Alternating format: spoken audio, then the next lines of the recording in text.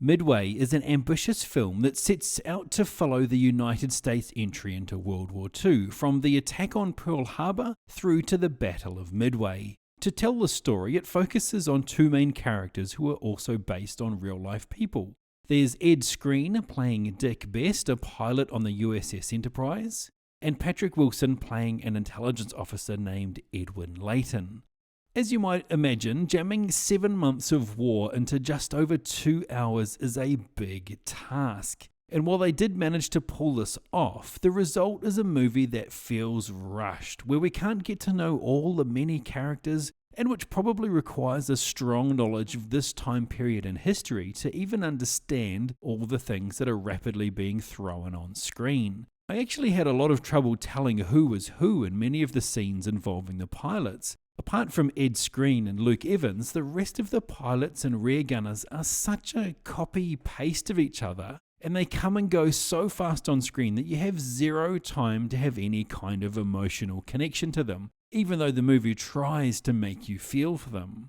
For a lead actor, Skrein is very wooden and uninspiring, and I don't think he has shoulders big enough to carry his part of the film. Then, as if the 10,000 mile an hour story's not bad enough, this movie relies very heavily on visual effects. Apart from close-ups, everything you see that involves a ship or a plane is entirely CGI, and it is woefully bad 99% of the time. I've used the PlayStation analogy a lot, and this, sadly, is another example. I feel like if they'd cut back the story to not cover so many fights and battles, there could have been a lot less visual effects shots. And with less shots to create and render, perhaps those remaining would have come out looking more realistic. As it is, it really takes you out of the movie. The planes move like they're weightless and defy the laws of physics. The explosions look like they were made in After Effects. And each scene on a ship has that horrible green screen glow about it.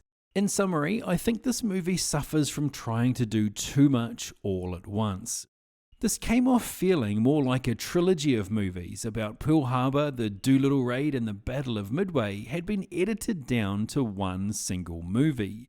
The end result is a rushed film that's hard to follow, whose characters are difficult to connect with, and whose visual effects are video game level at best. This will not go down in history as a great war film.